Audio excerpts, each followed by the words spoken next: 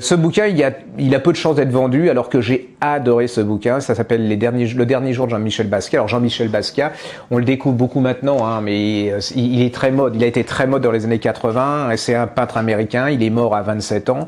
Jeune black. Vivant à New York. Alors comme on dit, c'est un peintre made in New York, hein, malgré qu'il soit black, il adore ses racines africaines, mais c'est pas que ses racines africaines. Alors vous voyez ce type qui a été très très beau, et là il est en fin de vie, il va mourir d'une overdose, hein, à 27 ans, c'est dans les années 80, et l'auteur nous rappelle ce qu'a été sa vie, d'où il vient. Il a eu à la fois beaucoup de chance et beaucoup de malchance. Il a eu une mère qui était stylist designer et qui est devenue démente, hein, qui est maniaco-dépressive, mais qui avait une folie, c'est qu'elle aimait les musées, elle aimait l'art, elle aimait la peinture, et elle va amener ce petit garçon dans tous les musées de New York. Lui, il va être complètement scotché par la peinture, il va être complètement fasciné par ça. Le problème, c'est que cette mère, eh bien, elle devient folle, que son père en a assez des périodes de démence de cette femme, il va quitter son fils, donc il va se retrouver orphelin. Le petit garçon un peu en révolte, c'est pas un pauvre, hein, c'est pas la caricature du black, c'est quand même une middle class, et il va se retrouver aéré dans les rues et les parcs de New York. Il aime toujours la peinture, il va devenir célèbre parce qu'il va devenir une sorte de graffeur. Il va laisser des petits messages parce qu'il est fasciné par les mots aussi, et son surnom, ça sera Samo, et dans tout New York, il y aura des phrases avec Samo. Il va devenir célèbre comme ça.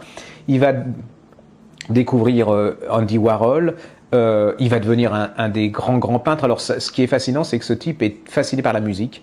C'est-à-dire qu'il ne peint que sur la musique du bebop, c'est-à-dire Charlie Parker, des gens comme ça, le hip-hop aussi. C'est pas le gars qui va dire qu'il n'y a que l'Afrique qui compte là-dedans. Ça sera une partie, parce qu'en plus, je crois qu'il est de haïtien ou quelque chose comme ça.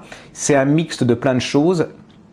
Contrairement au graffeur, il a une très grande culture classique au niveau de la peinture. Il connaît Léonard de Vinci grâce à sa mère. Il va tout mélanger, c'est une puissance de vie.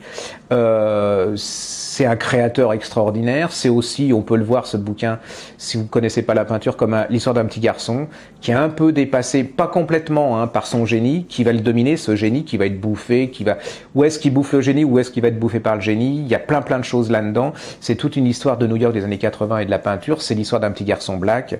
C'est l'histoire aussi d'un peu de racisme. C'est l'histoire de bourges qui vont s'enflammer pour ce type. C'est l'histoire de l'argent. C'est l'histoire de la célébrité. C'est le premier vrai peintre people après Picasso. Il va prendre son destin en marche. C'est l'égal de Andy Warhol. C'est des peintures qui explosent, et c'est la mort à 27 ans dans une sorte de solitude, et puis la reconnaissance qui continue. Il faut surtout que vous alliez voir l'exposition qui est à Paris, qui est absolument extraordinaire, au musée d'art moderne. Dépêchez-vous, réservez, parce que ça dure pas trop longtemps. Il y a beaucoup de monde. C'est un bouquin lisible par tout le monde. Même si vous ne connaissez pas Basquiat, vous allez voir, vous allez être pris et bouleversé par ce personnage.